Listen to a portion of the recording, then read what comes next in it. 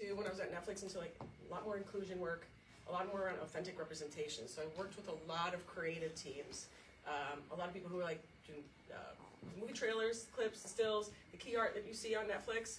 All of those creative teams, we sat for a long time thinking about how do we make sure that we are authentically representing the people on the screen, the cultures, the communities. And so we created a lot of inclusion guides of how to integrate inclusion practices into the creative process. Really fun, really proud of it. And then came right back to emerging talent because, like I said, it's where I love and thrive. And so I spent a lot of time creating access and opportunities for people from underrepresented communities to be able to get into the creative industry. I also do a lot of wellness coaching because, you know, when you're messed up yourself and you work really hard on yourself, it becomes like part of your life. And I spent a lot of time like focusing on how I wasn't feeling well. And then I switched it to learning about how to like to get well. And so it's shifted my life a lot. So that's a little bit about me. I want a quick level set. How many of you feel like you've experienced imposter syndrome at some point in your life? We're all just a bunch of phonies in this room. Excellent. This is how we can get started. It's great to meet you all. I am here with you in solidarity. This is a really interactive thing as well too. And so I just want to level set like 8 in 10 people experience imposter syndrome. That's a lot of people, right? It's like 80% of the population. It is more predominant in women and people of color, or if you're from an underrepresented community, period. And there's like a lot of big reasons for that, right? I always say like, when you're working in a company or in society, the majority like usually creates the culture, right? When I mean culture, it could be the way of working, the way we measure success, the way we communicate our needs, the way we don't communicate our needs. And so then when you come in, you try to fit into that culture that doesn't really feel like how you work or how you do things. In a lot of ways, you are feeling like you're faking the funk, that you are showing up like an imposter. You're like, yeah, I could do this, I could do it, I could keep up with you. And the reality is like, we're not really honoring who we are. And so a lot of imposter syndrome does come from society. It's not our fault that we have it. But what happens is it shifts our mindsets, and then it creates patterns within us and the way we treat ourselves. And that's what we have to take ownership in understanding, right? And so we're gonna today, we're not curing our imposter syndrome. I'm sorry to disappoint, that is not gonna happen, but we are gonna understand it a little better, understands ourselves a little bit better, understands how it showed up, feel seen maybe, and then it just expands our consciousness a little bit so we can start like checking ourselves when we walk out the door and we start living in it. Is that cool? That's the most I can promise you today. Are we good? Okay. So what is imposter syndrome? Like simply put, it's a collection of feelings of inadequacy. Does that feel right to you? Yeah. And those feelings of inadequacy create a lot of habits and patterns and how it shows up. I put some fears up, but if you guys can share anything else, but like a lot of times it shows up in fear of isolation, fear of failure, fear of success, fear of judgment, exposure, rejection. Any other fears come up for you right now? Fear of speaking up? Yes. Acceptance. Acceptance, absolutely. Yeah, that shows up all the time.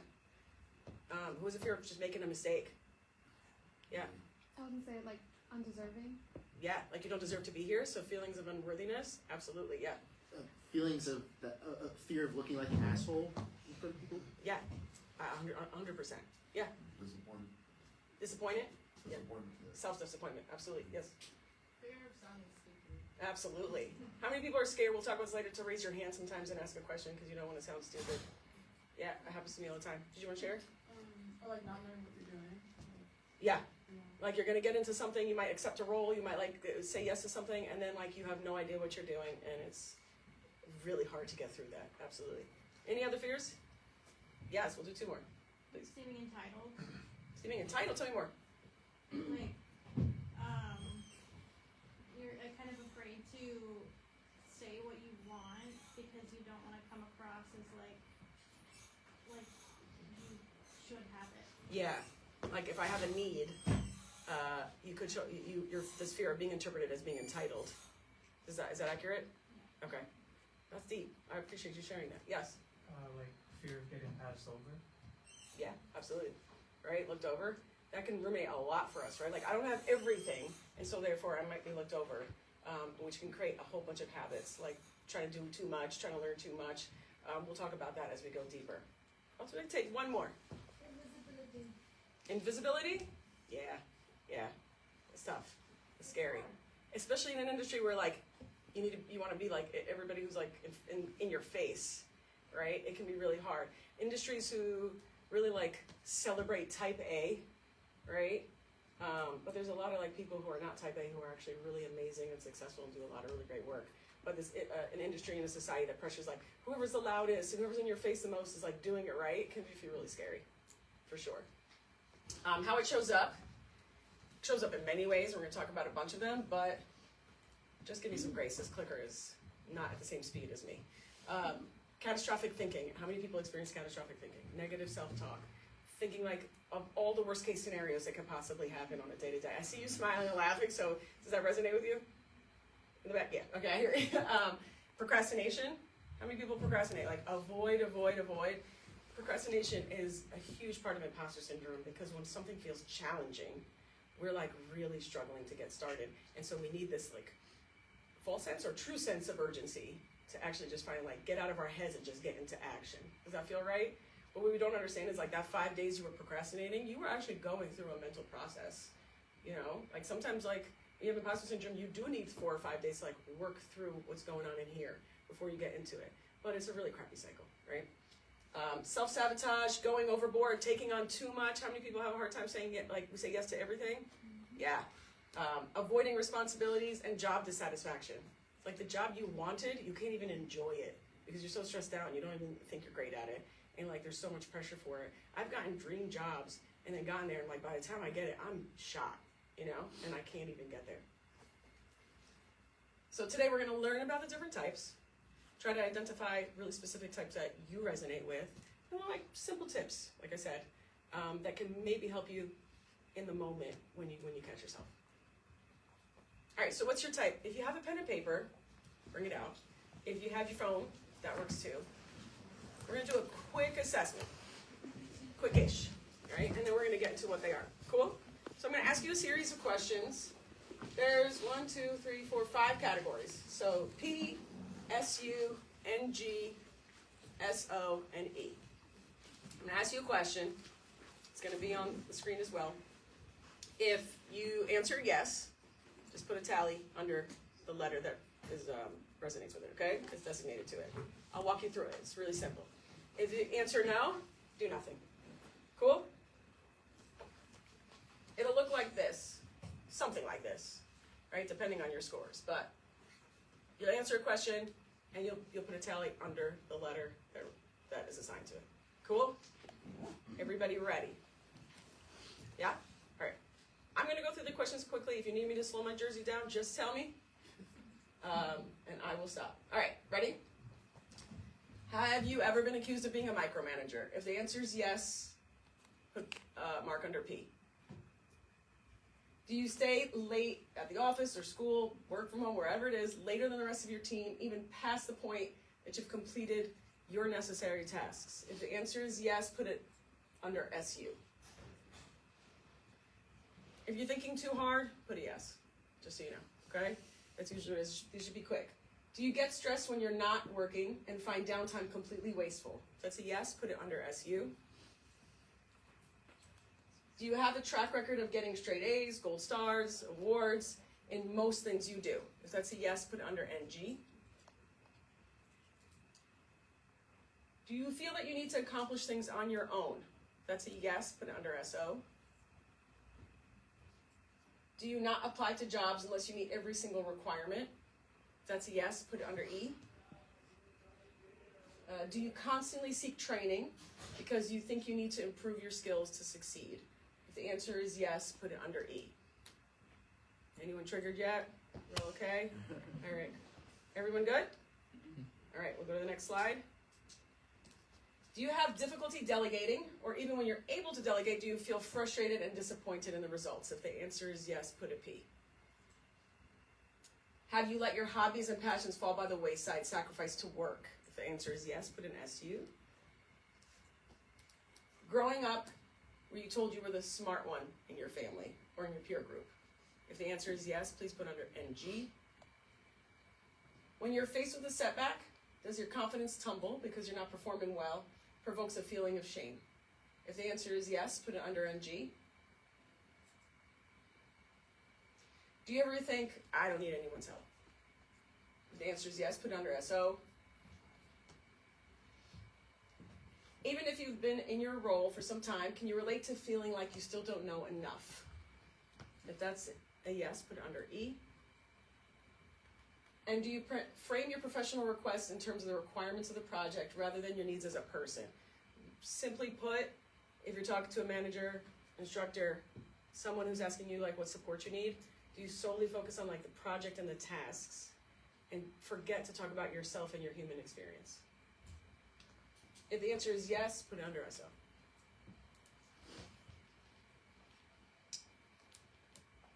We're gonna do one more. There you go. When you miss the high bar on something, do you ruminate on it for days? If the answer is yes, put a P. Have you ever like had a conversation with somebody and then like the next day you're like, oh, I shouldn't have said that. What are they thinking? Yeah, put a yes. Do you feel like you haven't truly earned your title despite numerous degrees and achievements? The answer is yes, put under an SU. Do you feel like your work must be 100% perfect 100% of the time? If the answer is yes, put it under P. Do you avoid challenges because it's uncomfortable to try something you're not great at doing? If the answer is yes, put under NG. Is one of your core values self-reliance? Is a yes, put it under SO. And do you have more than 3 degrees, professional certificates, courses, classes, trainings? If the answer is yes, put it under E. And when you're done with that, just take a look.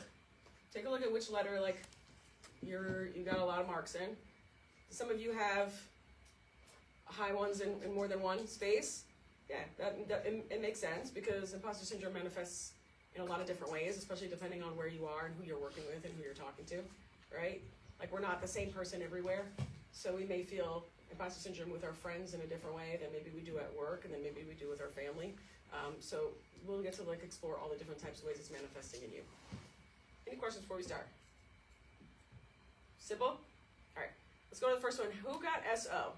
Or got SO, a good amount of SO? All right, a few of you. So, SO is called the soloist.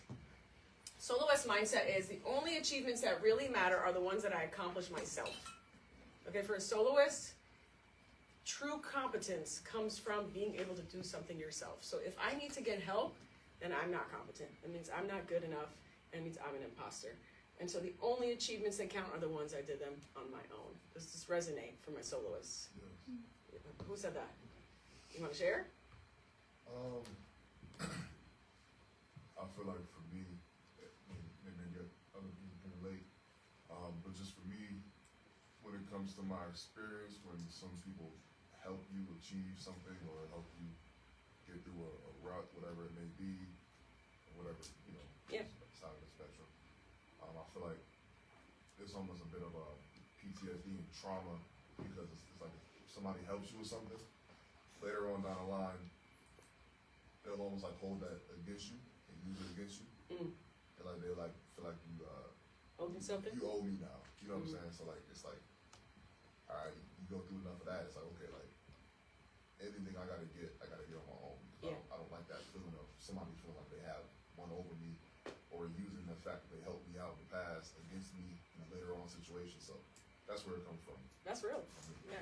Anybody else experience that? Yeah, that happens a lot in life. I felt that way for a long time too. I'm like, I don't want your help because one day you're going to use it against me, or you're going to say I couldn't do it by myself. Therefore, it'd be better if I just do everything by myself. And the reality is that like that's not sustainable, right? And that can't happen. And it's actually very harmful to you, right? Because there's a lot that you're going to have to do in your life, and there's a lot that are going to be, and there are people who are safe, who are going to come into your life and help because they genuinely care. I mean, would you have any objections to helping somebody? No, right? You would do it without thinking, and you would have no issues with it. There are other people like you, I promise. There's probably a bunch of us in the room. How many people would be happy to help somebody, right? Yeah. And a lot of people with imposter syndrome, though, struggle to ask for help because of what you said, there's like real implications that could come on it. It could be one, you don't think I did it well because I didn't do it by myself. It could be you want to take some credit too. It could be you're going to use this against me later.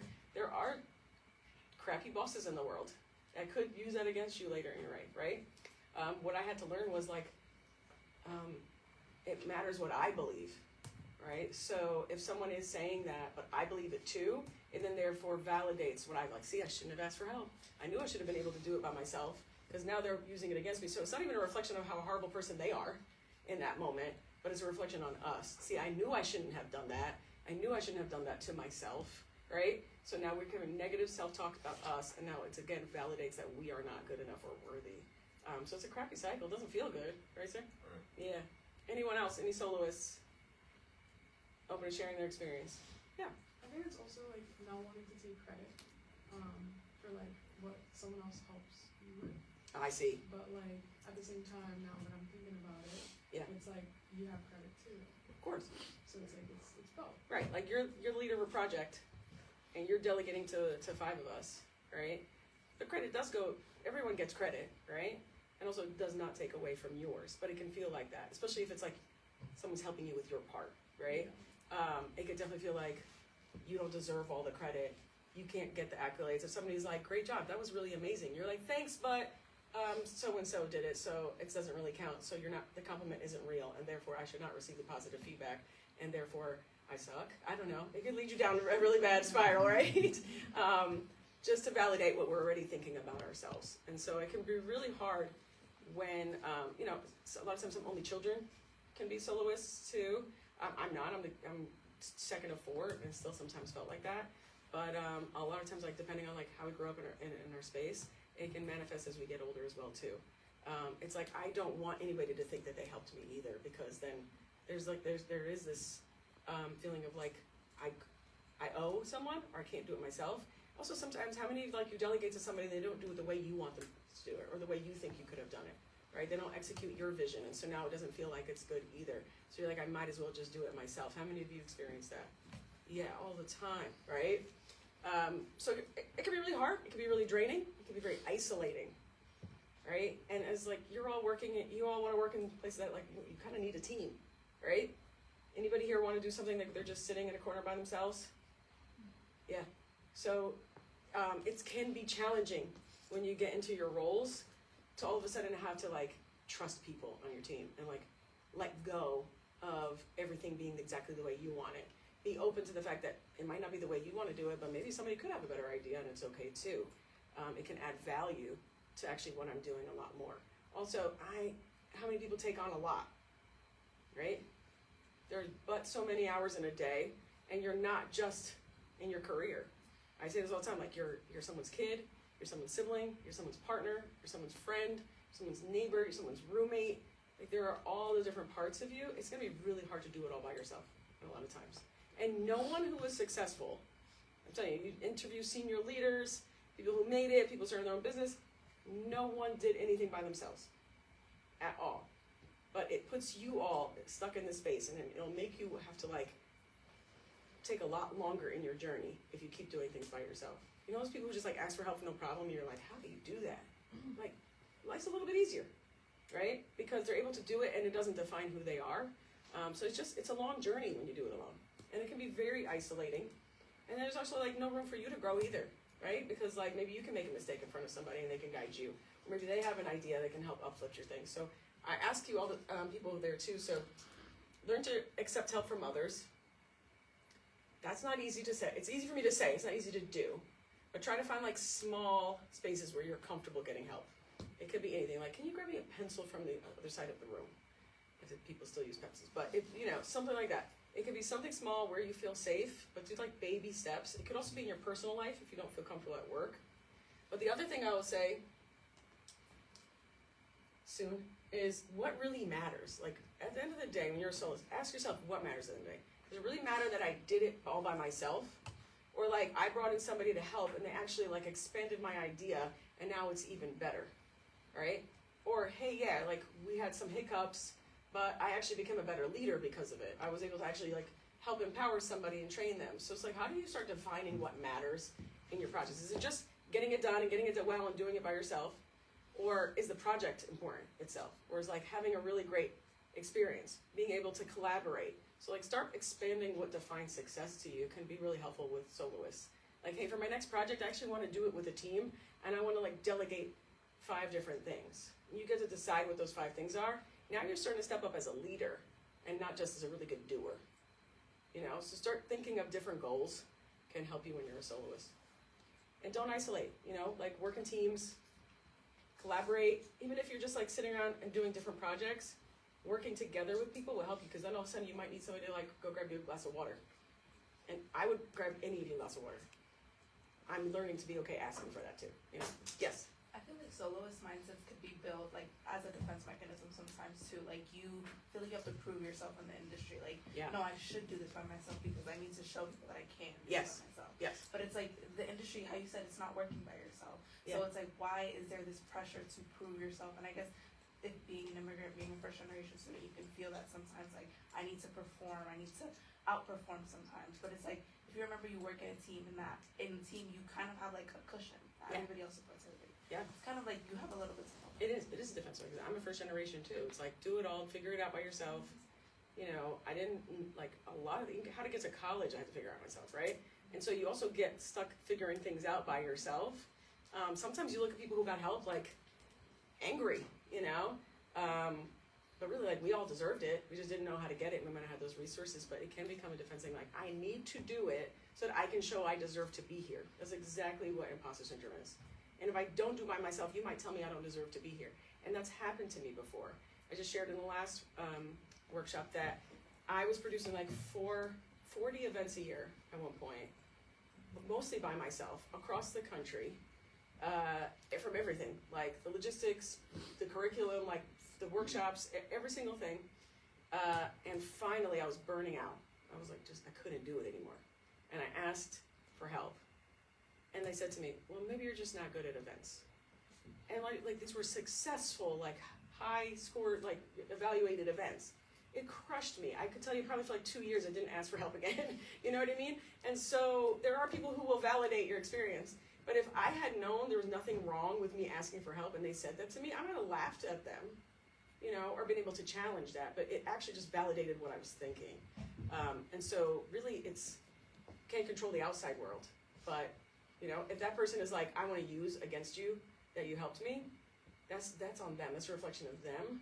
And I have to be like, there was nothing wrong with me asking for help. But I actually have to believe that, you know? So we have to shift our mindsets. How many of you got P? Hi, P. My perfectionists here?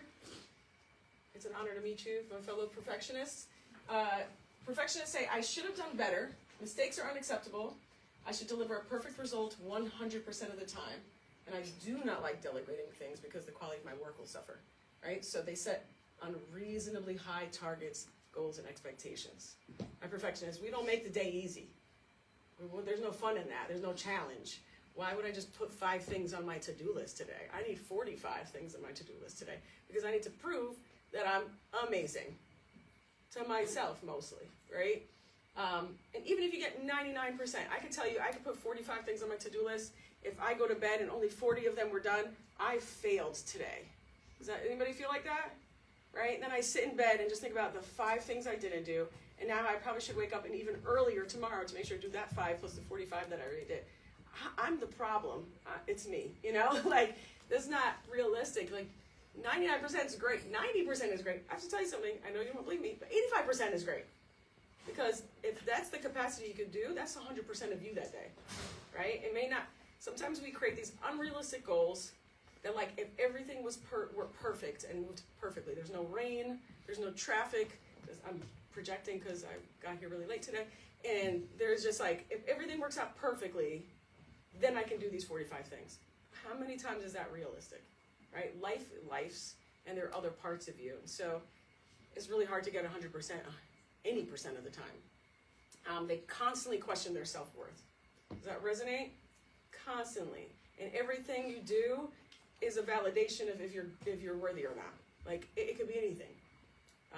It could be a task. It could just be, did you know the answer to something? But everything is like either validates whether you're good or not. And that's a really exhausting thing to do. How many people are tired? How many P's are tired? Yeah, I'm tired too, just talking about this. They always need to feel like they need to be in control or it won't go well. And any small mistake will make them question their competence. So if it doesn't go your way, you know who's going to yell at you? You know who's going to judge you? You know who's going to scold you? You, right? How many people are really mean to themselves and don't want to admit? Yeah, like we can be so unkind to ourselves, and perfectionists really struggle with this. It's really, really hard to admit you're not perfect.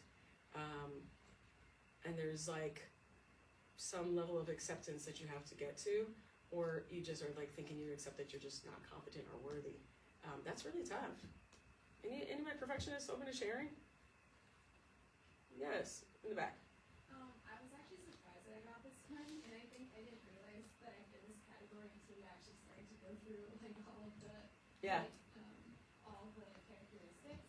But I think one thing that's like troublesome the most is that it like colors everything like your lens. So it's like even if your manager gives you really great feedback, like in your head you're like, oh never mind. Yeah. Like this is literally not true. And like my manager gave me good feedback once, and I was pushing back and like, are you sure? Like. Right. Which is like really not great. So it's like interesting that it really like it messes up with perception. 100%. It literally like distorts your reality. It's the story that you're telling yourself, and you're not factoring in there's so much more to the story, right? So yeah, if somebody gives you a compliment or positive feedback and you say thank you, but you do not know how to receive a compliment, okay? How many of us do that, right? So your manager is telling you you did a great job, and you're like, are you sure about that? Because I forgot a period at that sentence, and I wanted to send you that 2 days ago, but I sent it to you yesterday. It's like, we're actually like exposing ourselves for no reason. And it still doesn't take away that your manager, even knowing all that, still thought you did a great job, right? But we are like the biggest critics to ourselves. So we start really self-sabotaging, judging, putting really high standards on ourselves. So I think that would make it really hard for you to self-promote for a job, self-advocate, right? To like ask for not just for help, but like, hey, I'm doing a really great job. I would like a promotion and I deserve it. It's really hard for a perfectionist to actually say that, because anytime I was like wanting to go out for something, the first things I would think of like, I don't deserve to ask for this, because remember that phone call I forgot to respond to 4 weeks ago, or remember this, I actually didn't account for the fact that I probably had like 600 calls that week, you know. I'm obviously exaggerating, please don't, but I had a lot to do.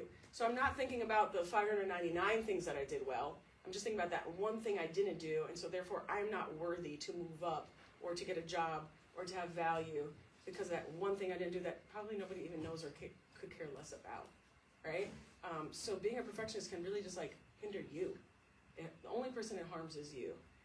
And the reality is like, when I say 90% is really good, does that scare you all? Who's like stomach curls when I say that? Yeah, how are you feeling when I tell you 90% is amazing? Here's the 10%. Yeah. All you can focus on is that 10%, right? And the reality is that 10% is spent on, I don't know, maybe resting, maybe talking to your parents, maybe like connecting with a friend, having a partner, I don't know, going out to eat, taking a walk. That's that 10%. But when we define that 10% of like, I didn't answer this, or I didn't do this, or I didn't get that done, we're actually not thinking about what did you do? Actually, I did my hobbies. No, I didn't get all 45 tasks done today because I actually just wanted to sit down and watch a movie with my friend. That's actually really great. But you're not thinking about like the great time you had because you're just thinking about like the 45 tasks that you didn't do. I'm exhausted for y'all. It's hard. It's really, really hard. And it's like, the reality is the to-do list never ends. The work never ends. So if you're waiting to go have a good time until you're done everything perfectly, you're gonna be waiting a really long time, you know? And so I just wanna remind you guys, like, you are a holistic human being with a lot of different parts of you. So sometimes it can be really helpful to just like think, like just expand the way you think about yourself and what you need and what's important. Any other perfectionists want to share while I move forward? Yeah, please. I once attended a workshop by this woman, her name was Elghossain, and I thought I killed the perfect person syndrome in me, but clearly not. Right. Because the records say something else. So Yes. I'm a cusp between a P and an E. I'm waiting for what the E is. Oh. But like in her workshop, she said that people who are living with this perfect person in their head it's a construct. it doesn't exist. So you take best of this, and you create this perfect person in your head. Right. And if I was to ask you, name at least one person you know who is exactly like that, and you won't be able to name it, and that was absolutely true. Amen. And the second thing she said was that when people live with this perfect person syndrome in their head, or perfectionist or whatever, they start to judge everybody else also with that exact same yardstick. If Absolutely. you are not fitting that perfect person in my mind, you're not good enough. Yes. And it's very hard to have a communal approach or a collaborative framework in this kind of a mindset. Yeah. So yeah, I thought I cleared it, but no. No, yeah, right. It's a lifelong journey, I promise you. And it pops out. Even when you like heal and get better, every once in a while it'll still pop up. But I appreciate your points that you're sharing, because you're right. If we're expecting perfection in ourselves, we damn near are expecting perfection around everybody else around us. And then when people are human and go through something, like they get sick and so they couldn't meet their deadline, oh, it's like a personal attack. It can be really hard. It can be hard to manage people, because when I started managing teams, I'm like, oh, you all have so much different crap going on. Like, I have to build plans and timelines based around also you being a human, not just like you being a worker and like if everything goes perfectly, then you're good. Because the reality is, like, your partner may break, when your partner might break up, right? You are not going to be able to work optimally that day, right? My father passed away in December, and every plan I had this year to move at 1,000,000 miles per hour got shut down because it sucks. And grief does not care about your plans. It will tell you to sit down and move slow. And honestly, I'm getting more stuff done by sitting down and moving slow. I promise you, I have accomplished more things this year by just sitting down and allowing my grief to take space and bless me with rest, and now I'm getting more things done. So it doesn't always look the way you think, right? But you're absolutely right. It can impact how you see people. That's why you don't want to delegate to anybody, because if they're not going to do it the way you do it, then it's the whole shit. But then you're not empowering and teaching people either. And if I'm sure how many of you actually want to manage teams? You're gonna be a hard boss if you don't know that like to empower people, or you're gonna think you have to do everything yourself, and that's not gonna be great either, right? So I really appreciate that component, and you're absolutely right. We measure ourselves based on having to be something 100% of the time, or we're not it, right? How many of you consider yourself honest people? Okay.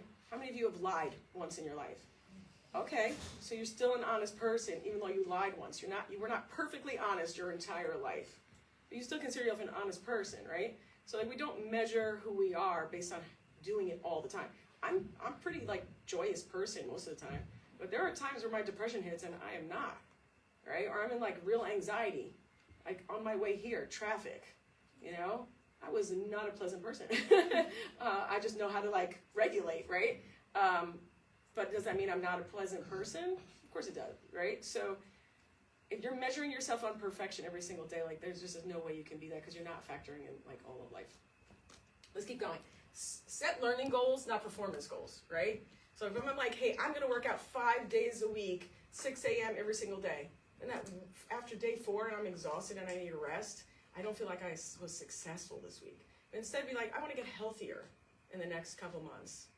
And then you can start defining what that looks like and give yourself some grace and room to grow. So setting learning goals, not performance goals, can be really helpful for a perfectionist. I think I missed one. That's okay. We're just going to keep going. How many people got the SU? That's the superhero. My name is Reema, and I am a recovering superhero. It is hard. Superhero is the perfectionist and the soloist put together. They're like, if I were really competent, I can do all of it by myself and do it perfectly. And that manifests everywhere, not just work.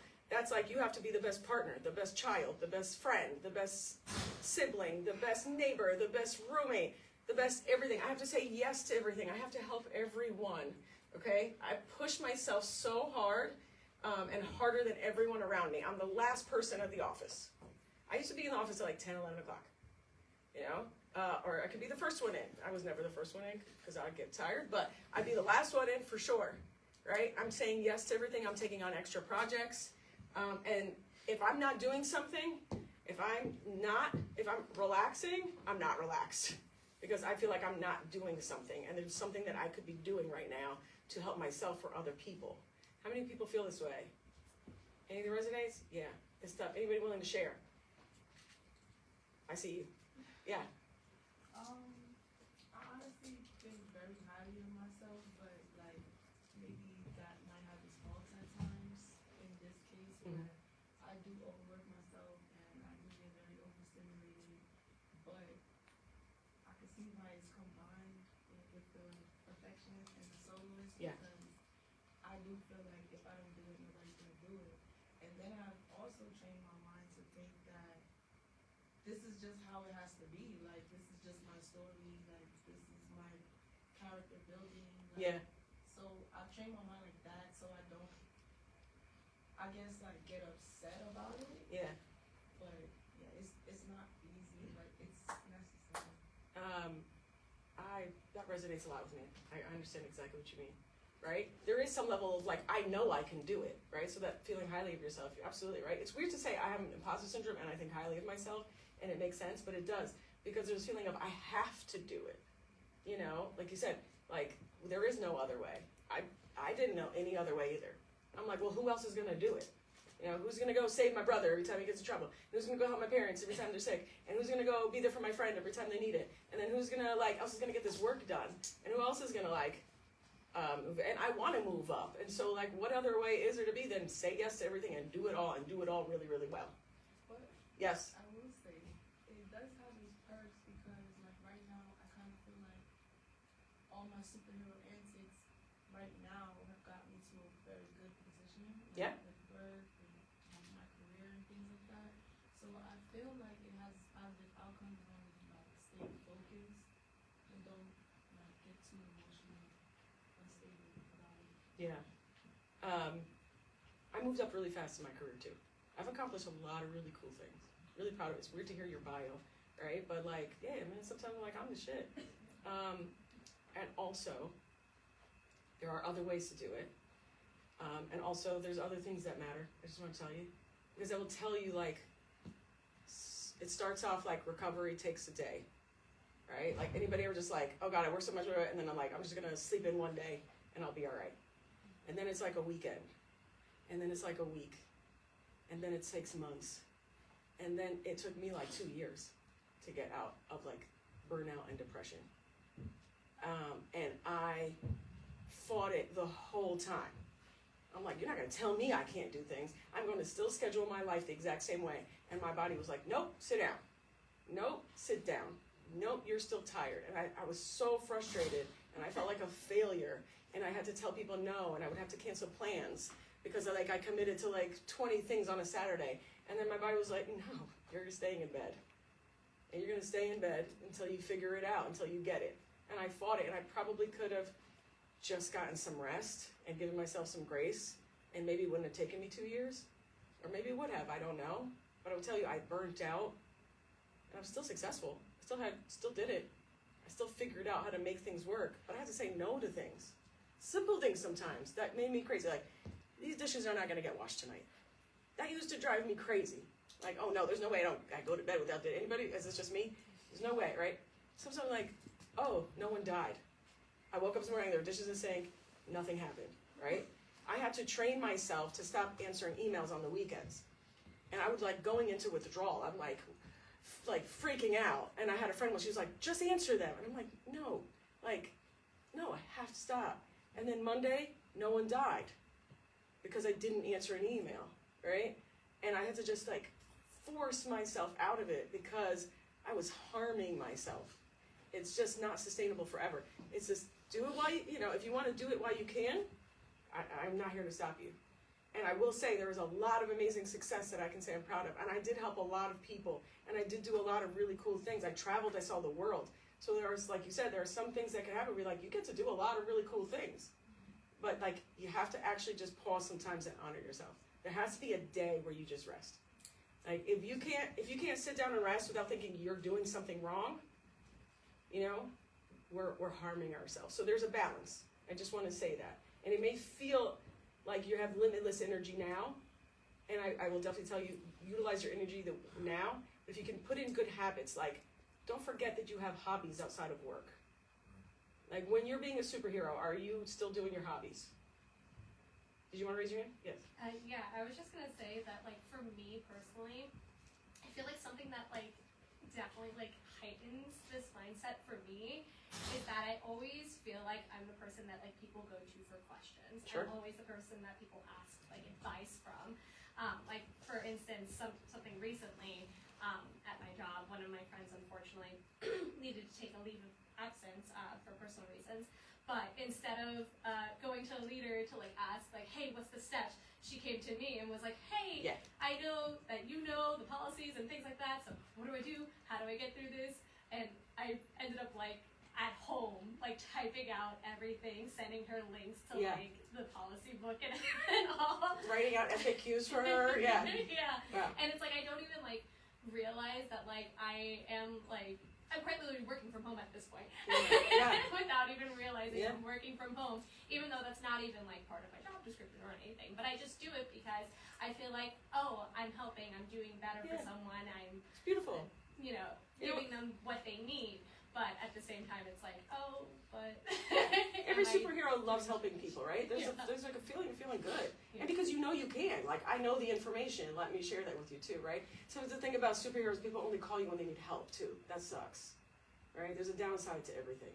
Because when you put your cape down and you need help, no one's even there because they don't even know you're a person who could possibly need help. So there would be so many times where I'd be like, oh shit, I'm now struggling. And I would suffer in isolation. Because one, I'm a soloist, so I can't ask for help. But also, you know, everybody would be like, "Oh, we're not like we're so used to you not needing anything. We didn't know what to do when you finally did." You know, and that was really hard. And the other thing is too, people can figure things out themselves. I just want you to know, people can figure things out themselves. They don't need you to do it. They would like you to, but if I could tell you how many codependencies I created because I like to be a superhero and help, it also was really harmful to me too. So find that balance, right? Like, do you want to sit there for 2 hours and do it? Maybe one day you do, and that's okay. And maybe another day you don't. So as long as you're being authentic to you, on the days that you don't, are you still willing to say no? That's my question. If you still want to say yes, then keep rocking with it. But if there's a day you don't want to do it, but you're still saying yes, then you might be saying yes from an imposter syndrome place, and not really just from an authentic place. Yes. I just wanted to kind of echo what you said earlier. I felt like I really resonated with that. The feeling of feeling like this is something that you have to do for the sake of like the come-up story. Yeah. Is something that I feel like I've been like really catching myself in recently, especially since I graduated. Is that feeling of like, at least in like the film, TV industry, of hearing people say that this is what I went through and this is how I got like to where I am now, and almost kind of feeling like I need to go through all of this and take all of this on in order for me to like get to Yeah. where all of this promised land that everyone Yeah. talks about in the industry. You know what they're also not telling you? That they have depression, that they have anxiety, that they have no relationship with their partner, that their kids don't know them, you know, that they haven't seen their parents, that their friends get upset because they're not coming to birthdays and stuff. Like, there's other parts of the story. Everybody in this industry is like, I work 80 hours a week and I hustle, blah, blah, blah, and that's how you're gonna get where you're gonna get. Okay. But also, you're gonna miss out on some things as well too, right? They don't have hobbies, right? Until you make it so big that you could like pay people to like take care of your kids and clean your house and do all those things and actually get help. Who's doing all of it, you know? So I could definitely tell you, I work with a lot of people who are in early in their careers and mid-level. People are stressed. You know what? The majority of people, especially from underrepresented groups, leave this industry within 3 to 5 years. And they don't tell you that. And there's a reason for that. It's not sustainable. It's not sustainable, right? And it does feel good when you're like helping and accomplishing. That feels amazing. But what we're doing is we're tying external things to feeling good. When you're sitting down and resting for an hour or two, do you still feel good about yourself? If the answer is no, then your feeling good is tied to accomplishments. You know what I mean? And getting things done. And I know that feeling. I have no judgment. I feel like that all the time. This is why I say I'm a recovering superhero. I still work on it all the time. If there's days where like, I didn't do anything I said I was going to do, or like half of it, I don't feel my value, right? I've now learned to rest. I love it. I love sitting down. I love my bed, you know? But before that, I couldn't sleep more than 3 hours. I woke up every 40 minutes. So I did not have rest at all because I was constantly thinking about all the things that I had to do. And so I just things to consider, right? Do you still love yourself the same when you're sitting down doing nothing? When nothing has to be done and you're not required or helping or just accomplishing, do you still love yourself? I only you know the answer to that. I didn't, you know? And also, people don't tell you the whole story. That's why I don't even like my bios, because I'm like, you don't know what I went through. You just see my accomplishments. You don't know that I struggled. I lost relationships because I wasn't investing in them. People loved me.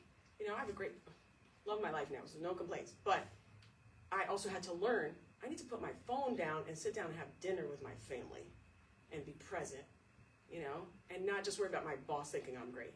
You know, oh, my friends need me right now, but like, I'm not being present. So like, I had to check myself and change, or it can be really lonely. I'm not trying to depress you all, but it's hard. I just want to be real. Yes.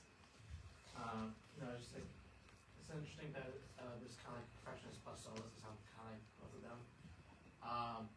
So for context, I used to want to be an actor. Yeah. Like I did some like drama club stuff. I used to sing and stuff like that. Parents said no, said go for doctor, etc. Tried pre-med track, almost flunked out. Tried to rebuild myself through like other majors like teaching. And then I went and realized I want to continue media because like I still have that creative outlook. So I started writing my own songs. I started writing a book that I'm doing right now. And like they're still just asking like where are you gonna get a job that like really matters and stuff like that. Yeah. And, like my friends are like always like, you know, you should be proud of like you're doing a book, you're doing a song, like that's pretty good. Yeah. But, like grandparents are also like, what are you gonna like? Yeah. Do that really matters? Yeah. Yeah. My parents still don't know what I do. You know, my dad was just like, you know, he's like, oh, you work at Netflix, cool. I can understand that. But like what I did, you know, that wasn't easy. It's really hard, right? To stay motivated and focused, especially like when you might be the first person in your family who's doing this world, right? In this industry. It doesn't feel secure, it doesn't feel straight. My dad used to tell me to be a doctor or a lawyer all the time. Like, he would always say to me, get a job that like if there's a recession, you're still needed, right? And I'm like, so he would look at my work like, who's gonna need you when there's a recession, right? And then when he finally got older, he was like, oh, you showed me how you do it. You do it really well. You do it better than you thought. It's hard though. You have to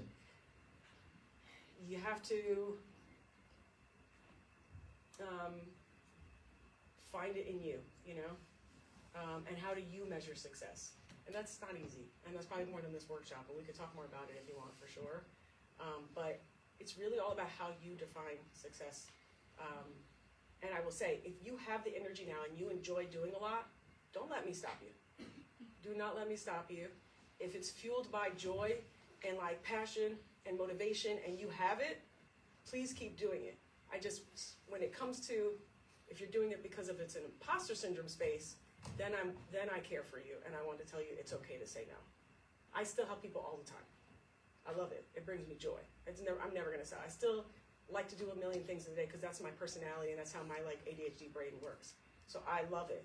But when I'm not being authentic to myself, when there's a day where I'm tired and I should say no and I'm not, that's when it's from my imposter syndrome. So the big key is to like learn when is it because that's just me, and when is it because I'm trying to define my value. Does that make sense? For you, it is going to be a lot of you defining your value, because there's going to be a lot of people who don't get it. What do you mean writing a book? What do you mean theater? Like, you know, that's really hard for people to understand. And so having to define your values is going to be important, because otherwise you can fall into this mindset as well too, and then just start putting value in what everybody else thinks is helpful and accomplishing. But I'm happy to talk to you more about it later on. Learn to say well done to yourself. Anybody cool with this? Everybody good saying I did a good job? Yeah. Who's good at that? Teach me the ways. All right, respect. And embrace positive feedback for what it is. That's what we talked about earlier. Like, somebody tells you something good, you don't have to convince your boss you're not great. I promise you that, all right? Because it's not hard for people to find things that are not great, right? There's like bosses who will nitpick and do that already. Don't do that to yourself. I'm gonna keep it moving, I think. It's at 10 minutes. I can rock it. All right, who got E? The E is the expert.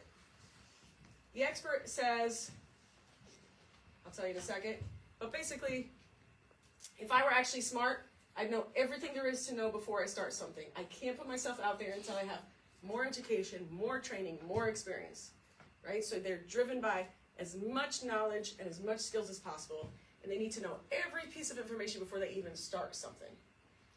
How many people won't apply to a job unless they like meet all the requirements? Yeah, that's wild, and I'll tell you why in a second.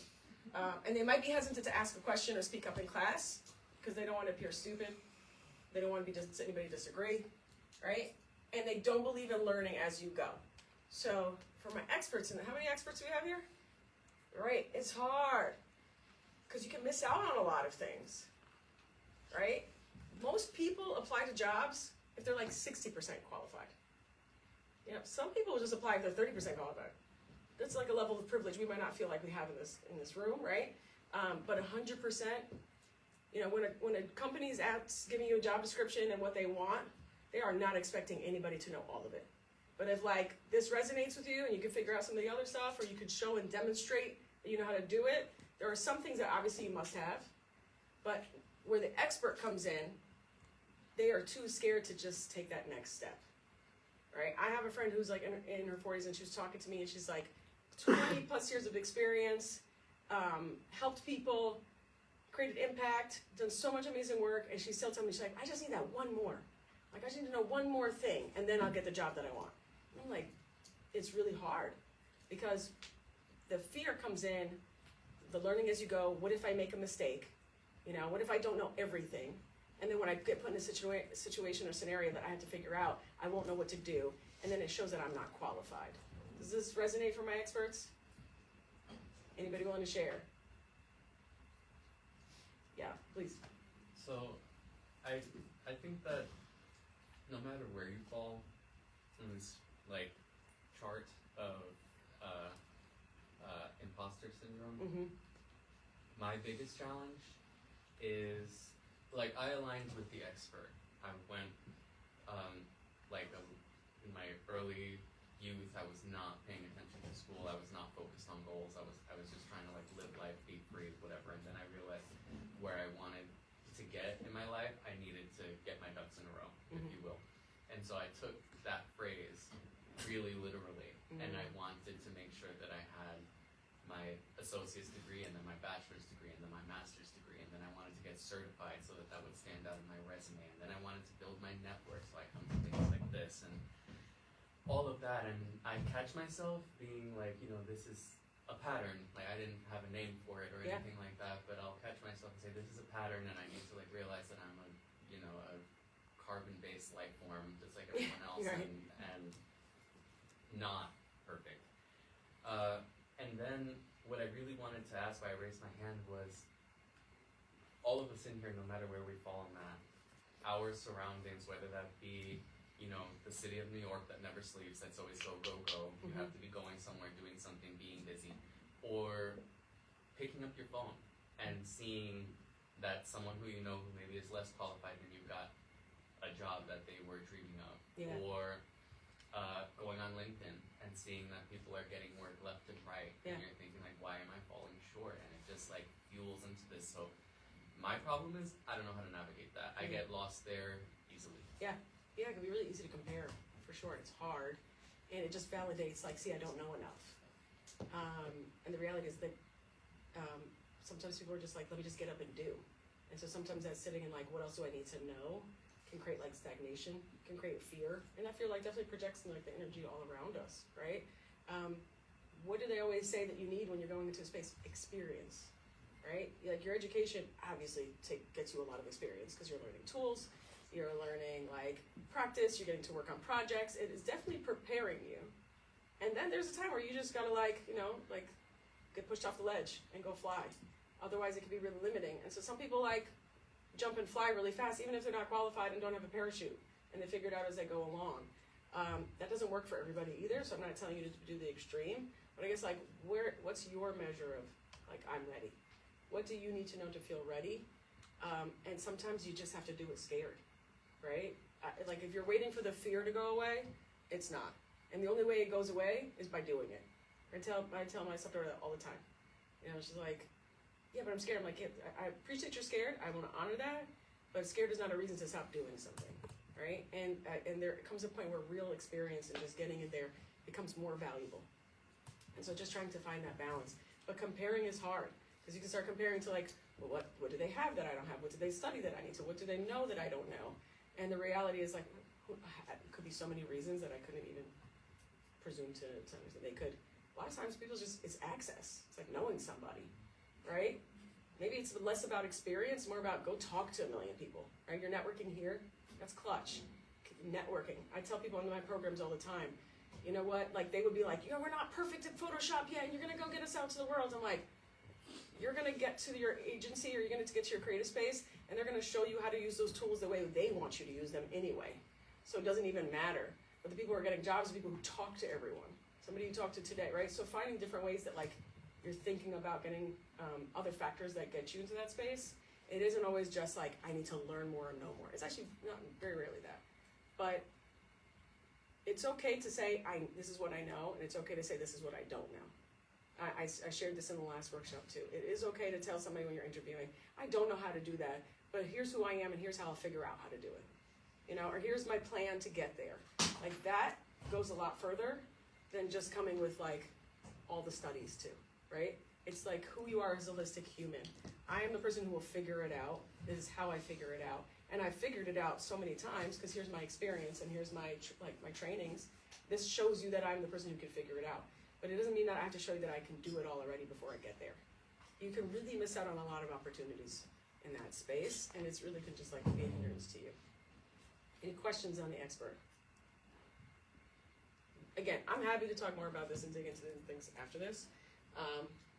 But I would say just be mindful. Be mindful when it's happening. Ask yourself, like, what's stopping me from starting? I know people who won't even start like playing a board game, or won't even start like doing something fun or a hobby, because they feel like they need to like prepare before they get it. But nothing prepares you to like doing it. And then just be brave. Do it scared. And it's anything that happens to us is defined by the story that we tell ourselves. So if you're having a hard time getting a job, it sucks. And there's could be a lot of different reasons for it. Like this world is blowing up. The economy. It's a tough industry. Do you know people? There's a lot of things.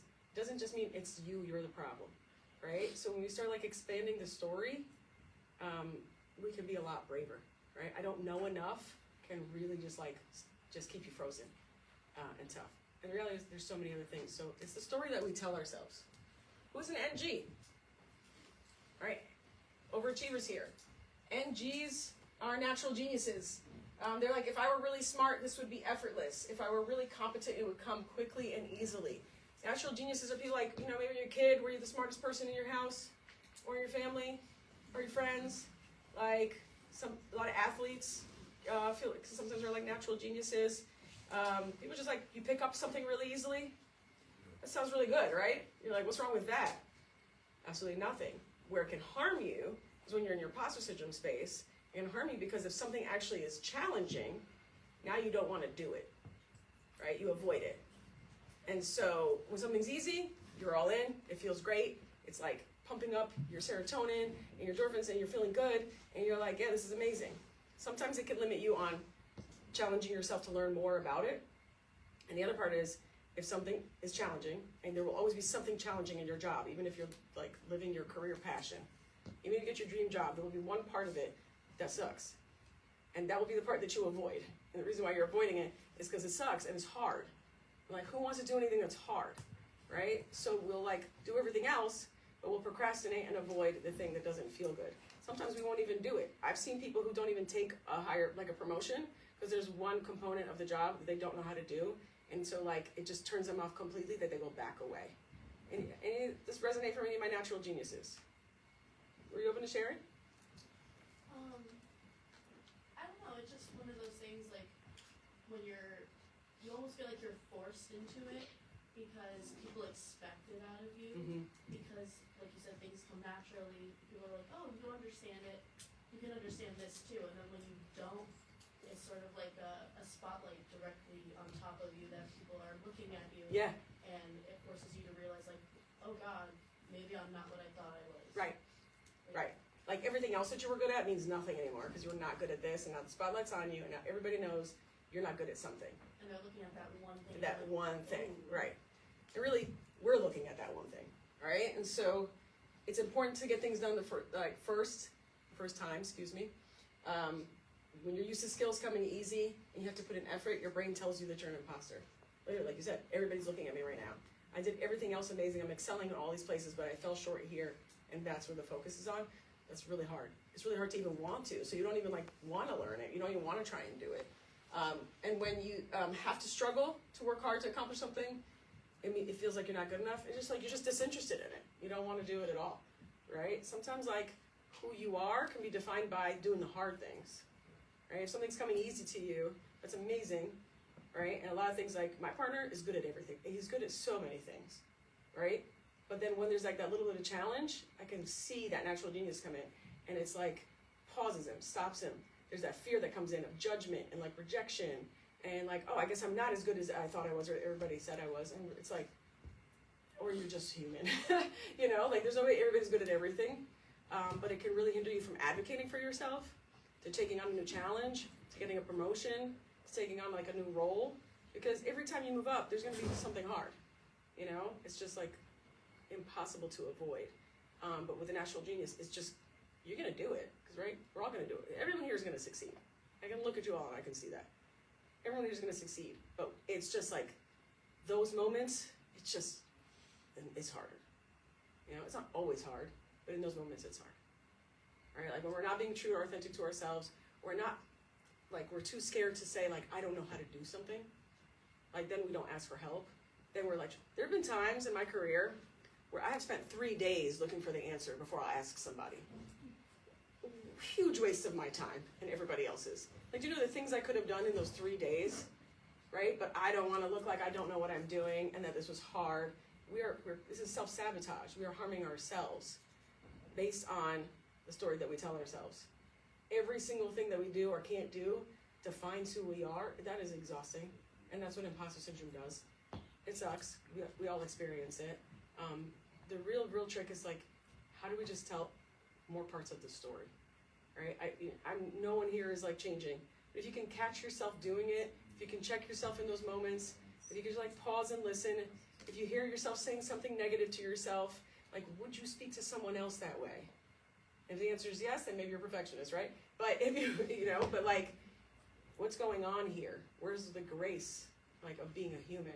No one can be everything 100% of the time. And no one is born good at everything. It's just not possible. And the reality is, every single person who makes it in this industry has made it because they've gotten help. They didn't do it by themselves. They did it scared, right?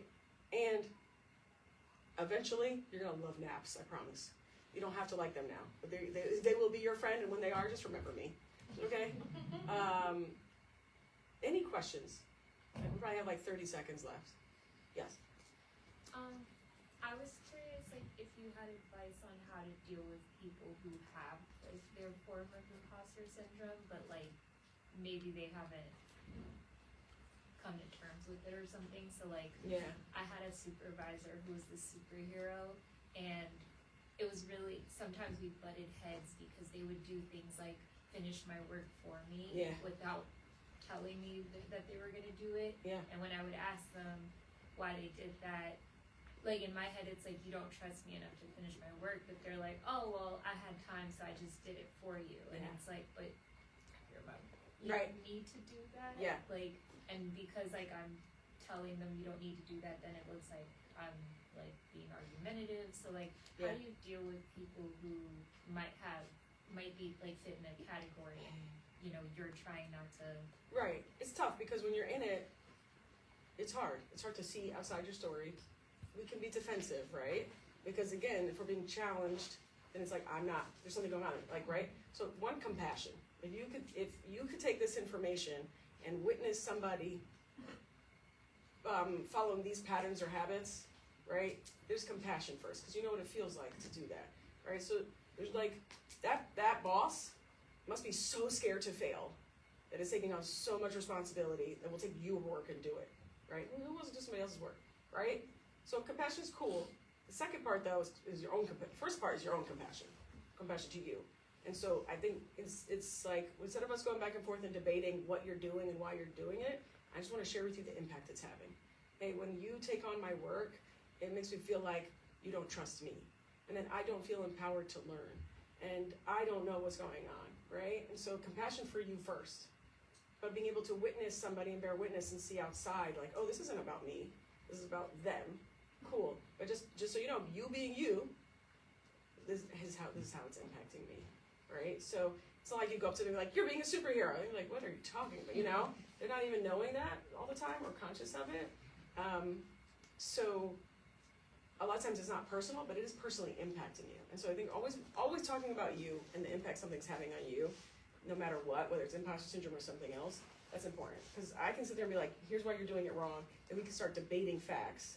Or I can tell you, hey, when you do that, I don't know your intention, but it's impacting me this way, is sometimes the only way. Because like, if somebody's a real superhero, then they're gonna take the fact that they're actually like impacting you in a negative way seriously.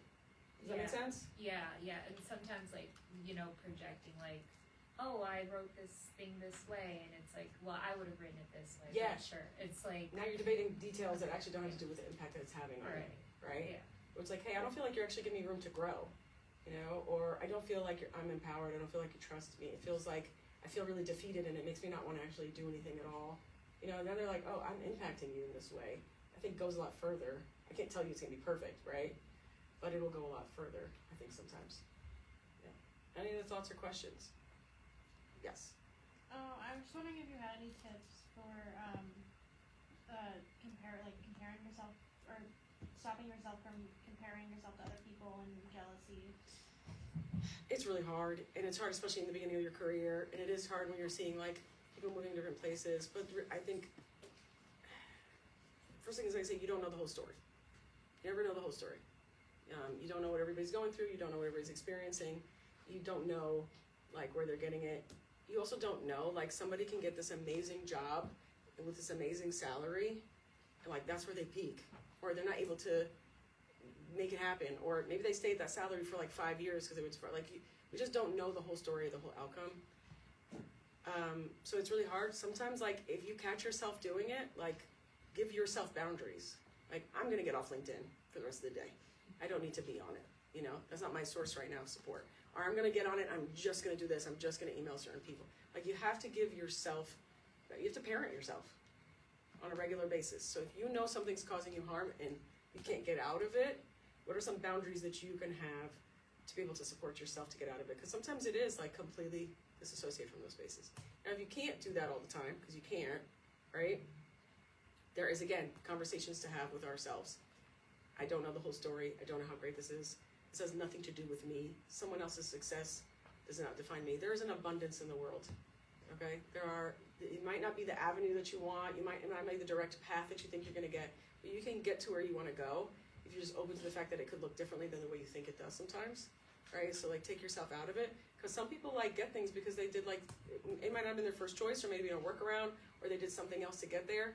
Maybe sometimes those people that you feel jealous of, like reach out to them and ask them, hey, how'd you do that? That's really cool. I wanted that job. Can you like tell me what your story was? Like I'd love to learn from you.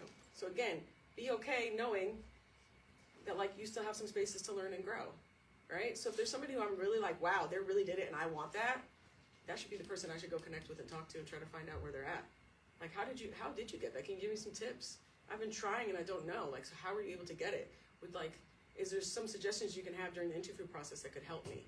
Like turn that jealousy into like an opportunity to learn is probably the best thing, it gets better. It does. Sorry, I think we're going to have to wrap. All right, thank you so much. I think maybe Reema, if you're